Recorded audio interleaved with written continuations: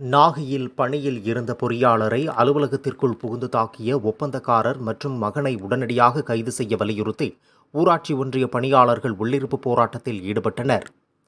நாகை மாவட்டம் கீழ்வேளூர் ஊராட்சி ஒன்றியத்தில் பொறியாளராக பணிபுரியும் ரமேஷ் என்பவர் அலுவலகத்தில் பணியில் இருந்தபோது அத்துமீறி உள்ளே நுழைந்த ஒப்பந்தக்காரரும் அவரது மகனும் சேர்ந்து தாக்கியதாக கூறப்படுகிறது.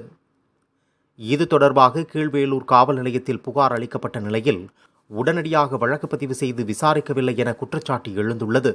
மேலும் வழக்கு பதிவு செய்யப்பட்டுள்ளதாக குற்றவாளியை தேடி வருவதாக போலீஸ் தரப்பில் கூறப்படும் நிலையில் குற்றவாளியை உடனடியாக கைது செய்ய வலியுறுத்தி தமிழ்நாடு ஊரக வளர்ச்சித்துறை அலுவலர்கள் சங்கம் சார்பில் நாகை மாவட்டத்தில் உள்ள 6 ஊராட்சி ஒன்றியங்களைச் சேர்ந்த அலுவலர்கள் மற்றும் மாவட்ட ஆட்சியர் அலுவலகத்தில் உள்ள ஊரக வளர்ச்சி முகமை அலுவலர்கள் உள்ளிட்டோர் உள்ளிருப்பு போராட்டத்தில் ஈடுபட்டனர்.